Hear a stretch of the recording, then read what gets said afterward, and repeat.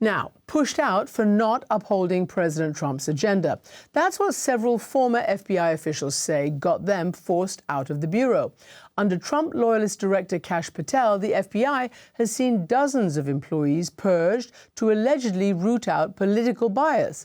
One of them is Jacqueline Maguire, who served for 25 years, and she joins Michel Martin now to explain why she left and how changes within the FBI are making the U.S. less safe.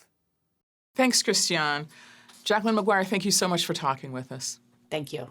You spent some 25 years at the FBI. You served in leadership roles that included special agent in charge of the Philadelphia field office, an executive assistant director of the science and technology branch. Before we get into the reason that we invited you to speak with us today, your current role and relationship with the FBI, I did want to ask, is there something at the Bureau in your service that you're particularly proud of? Oh, just being an agent and being able to, serve the public. I don't think any FBI agent forgets their graduation day from Quantico. It is a special day. I still get chills thinking about it. I had, my family there, and to take the oath of office. You take the oath of office on your first day at the academy. You get sworn in, but then you do it again. Most often, the director of the FBI at the time is at graduation, and he swears in the new class of FBI agents, and you take your oath to swear allegiance to the Constitution.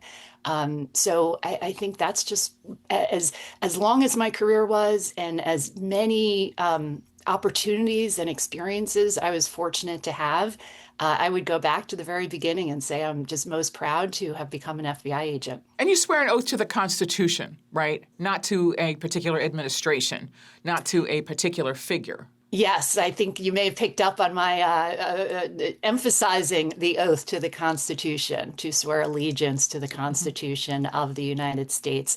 In my career, I served under, I think it's 5 different presidential administrations, both Republican and Democratic administrations, and it didn't matter who was in the White House at the time. It didn't matter what administration was in place. We serve the American public and we uphold the mission of the FBI. And so now you have decided to become part of a newly launched FBI support network. What is this new organization? This new FBI support network, which comes under the umbrella of the Justice Connection, is to really provide resources based on what is going on in our world, in our country, right now.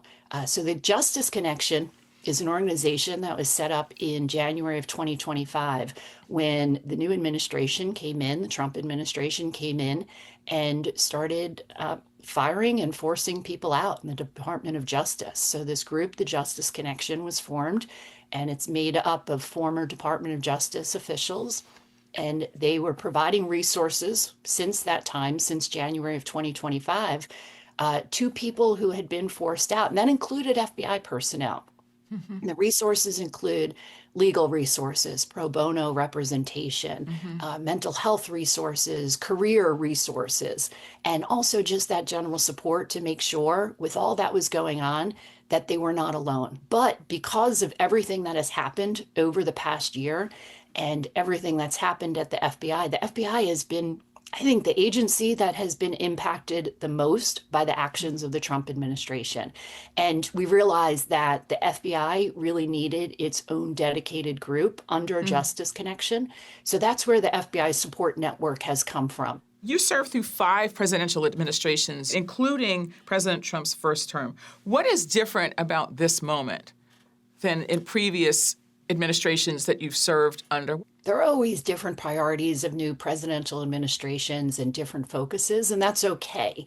I think the difference now is that really the guardrails have come down. I think this current administration is no holds barred on taking action without any sense of consequences, not consequences for people, because that's happening. People are personally affected by this, but the consequences for the mission and the work of the FBI, the consequences, honestly, to the American people and to our national security and to our safety overall. Because again, the mission of the FBI is to protect the American public and uphold the U.S. Constitution.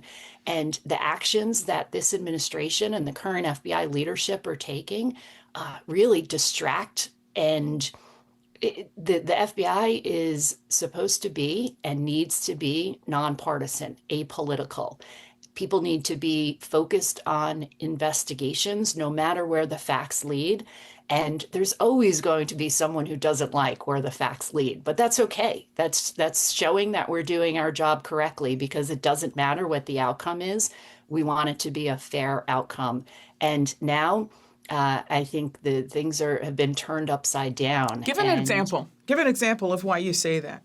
An example, I think, is using the power of the FBI, its investigative power, to go after those who are disliked or those who have partaken in activities that this administration dislikes. So you have folks in the FBI, agent, analyst, or professional staff, who swore an oath to uphold the Constitution. They have conducted investigations that have been approved at higher levels. They were assigned those investigations. They took action that was approved by the courts. And now they're being fired. They're being, acted against by people who are really betraying the same oath. So people are fired because they were assigned to investigations. Presumably, President Trump is one of the people that they investigated. And because your contention and that of others as part of this group is that because they were assigned a task and they fulfilled that task, they are now being retaliated against for doing a task to which they were assigned. That's exactly it. We could look at a number of personnel who've been fired over the past year, whether it's prosecutors at the Department of Justice or agents, analysts, and professional staff in the FBI. And that's a great example of the investigations of President Trump. And those people, because of their participation in those investigations, and at times even because they're rumored participation in those investigations, they've been fired and they have been retaliated against merely for just doing their job. In early 2025, you were among a group of other senior executives who were pushed out of the Bureau. What did you ever get a rationale for it? Like, what was the stated rationale? That is exactly the question I asked when we were told at the end of January 2025 that we would be fired if we did not resign or retire from the Bureau within a few days. And the response was that we could not be trusted to uphold the president's agenda. Agenda, not constitutional requirements, but the president's agenda. You were specifically told you could not be trusted to uphold the president's agenda. How do you respond to that? And is there any legal recourse to that? I mean, does the FBI agents have civil service protections? I mean, is there any process required, or were you at a level where you're essentially considered at will? Once you're a senior executive, are you considered a political appointee? I was not a political appointee. Yeah. I was a career public servant. I was a career FBI official that served for 25 years, as were all of my colleagues. So those are all great questions. The response at that time was honestly shock because we had never seen anything like this. We had seen it going on the previous few days at the Department of Justice, where attorneys were being fired. But I think the shock of that being the answer of the reason why that we couldn't carry out a president's agenda. And my response right away was, I don't carry out anyone's agenda. I carry out the U.S. Constitution. I carry out the mission of the FBI. And again, I want to be very clear. Priorities change, right? Focuses change. Threats change over the years. We saw that. We saw that way back at the beginning of my career after 9/11 and the refocus of the FBI on national security and counterterrorism. But those weren't agendas. Those things were done for the safety of the American public. You wrote an essay for the New York Times, back in March. You wrote that the Bureau remains strong because of the people who serve in it, even as many experienced employees have left. Do you know how many people have left? I know that it's been estimated that some 10,000 lawyers in federal service have left. Some people in the FBI service are also lawyers. Do you have a sense of how many FBI agents have left? I do have a sense from the statistics that are put out by the Office of Personnel Management, OPM. And roughly, I believe the numbers are about 1,100. I don't have an exact number in front of me, but I think about 1,100 agents have left over the past year. Now, that includes, retirements. But it also includes people who were fired. It includes people who were forced out, like myself.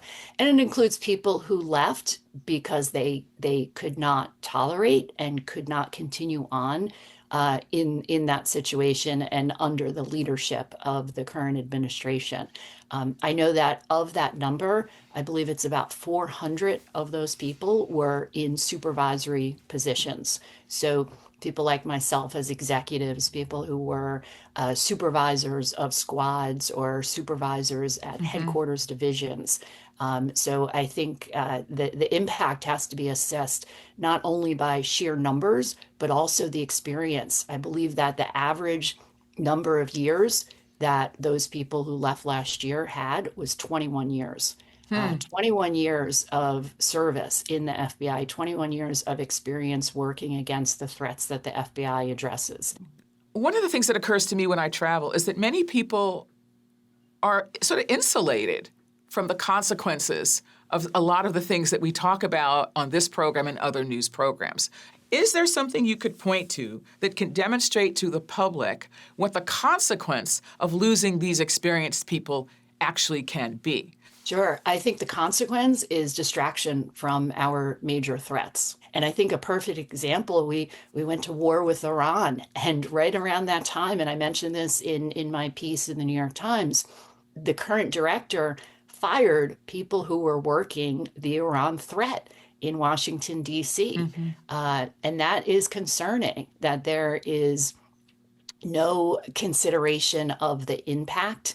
There is no justification for these actions being taken. So my fear is that these distractions, these actions are really going to impact the FBI's mission and then impact the safety of the country. I do want to mention that we did approach the FBI to ask their response to the creation of the FBI Support Network. We do know that they received our request, but as you and I are speaking now, they have not offered any response. To this whole question of weaponization, the current director of the FBI, Kash Patel, has repeatedly argued that the Bureau needs to rebuild public trust and address what he considers misconduct and bias within the agency. In fact, their argument is that people like him and people like in the president's order, his supporters, they have been the targets of the weaponization of law enforcement assets. They are the victims. And that all they're doing now is addressing what they consider misconduct directed toward them. And I just don't know, how do you answer that? I guess we could say that both beauty and weaponization are in the eye of the beholder these days, right? Because the weaponization argument, again, 25 years in the FBI, I never experienced weaponization the first time, and I've said it over the past year, the first time I believed I experienced politicization or weaponization in my job was at the end of January 2025, when things became political. So I think there is a lot of subjectiveness in the view of what is so-called alleged weaponization. Over time and over history, we could look back, and yes, there have been instances, right, where people were wronged by the criminal justice system. And those people should be afforded the opportunity to clear their names, to right those wrongs. Luckily, I think we could say, while significant and impactful on our history, those cases are not the majority. And we can't just go around calling cases that we don't like because they were, targeted. They were targeting friends of ours. We can't call those weaponized cases. I think the best way to avoid that is let the FBI be apolitical. Let the FBI do their job to follow the law, follow the facts without fear or favor. And that is exactly what we're seeing right now. The fear of employees of not knowing if what they're going to do is going to be the right thing or the wrong thing in Kash Patel or anyone else in the administration's eyes. We have to do that without favor, without favoring one side or another. Is there anything in the current moment that gives you any hope or confidence that the issues that you are raising will be addressed in any way? I haven't given up hope. And two examples of that, I haven't given up hope because I know the career public servants in the FBI. I know the men and women of the FBI will continue their job and continue to carry out the mission to the best of their ability, despite the leadership or lack of leadership that they have now. And I think second is the FBI support network and groups like that are showing the employees who are having to face some tough choices or have been dismissed from the roles of the FBI due to no wrong of their own. But I think it gives me hope to see my former colleagues come together to provide the resources to those personnel to talk about the importance of the FBI's work and the negative impact of the actions of this administration, call those out. And since it was launched earlier this week, the response has been amazing, both by people who want to provide support and also, honestly, by people who need the support, who say, you know what, whether they're in or out of the Bureau, I need some help. So we are happy to provide those resources. So you mentioned that the FBI support network is receiving you've gotten lots of positive feedback and support from the public. I was curious about current and former agents. What kinds of questions or queries are you getting from them? Are there some common themes that you're hearing? Sure. The calls from those who are in the FBI, from those who were recently, dismissed from the FBI, really are indicative of the need for the support network, of the need for the resources that the network is providing. Those resources span from legal resources, pro bono representation, legal advice, mental health resources, honestly. I think those are very important, and we can't overlook the emotional toll that this could take on people. And then also career resources. What is the next steps for me from someone who is looking to leave the FBI or has left, been forced out of the FBI. So I think, across the board, those resources, we identified the need for those resources, seeing the great work of the Justice Connection over the past year, and those are the resources that are being asked for. Jacqueline Maguire, thank you so much for talking with me. Thank you very much.